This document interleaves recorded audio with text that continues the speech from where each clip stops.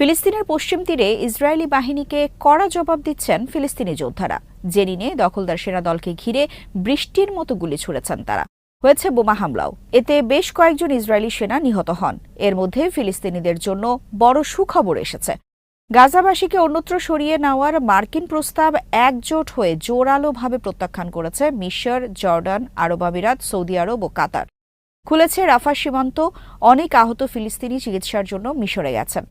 Hamas আভাস দিয়েছে যুদ্ধবিরতি চুক্তির দ্বিতীয় ধাপে আরও বেশি সুবিধা পাবেন তারা। আল মায়াদিনের খবরে বলা হয়, আল কুদস ব্রিগেডসের জেনিন ব্রিগেড এবং আল কাসসাম ব্রিগেডসের যোদ্ধারা শনিবার পশ্চিম তীরের জেনিনে হানা দেওয়া এক ইসরায়েলি সাঁজোয়া বাহিনীর ওপর প্রচণ্ড আঘাত এনেছেন। হানাদার সেনারা জেনিন শরণার্থী শিবিরের একটি বাড়িতে আশ্রয় নেওয়ার চেষ্টা করলে তাদের ফাঁদে ফেলে মুহুর্মুহু গুলিবর্ষণ করা হয়।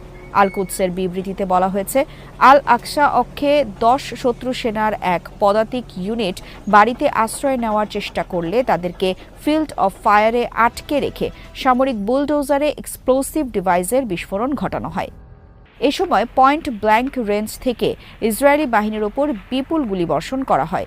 আল কুদস নিশ্চিত করেছে, গুলিতে সেনাদের মধ্যে নিশ্চিতভাবেই প্রাণহানির ঘটনা ঘটে। আল মায়াদিন জানিয়েছে, ফিলিস্তিনি যোদ্ধারা জেনিনের ইস্টার্ন ডিস্ট্রিক্টেও ইসরায়েলি বাহিনীর সঙ্গে প্রচণ্ড লড়াইয়ে লিপ্ত হন।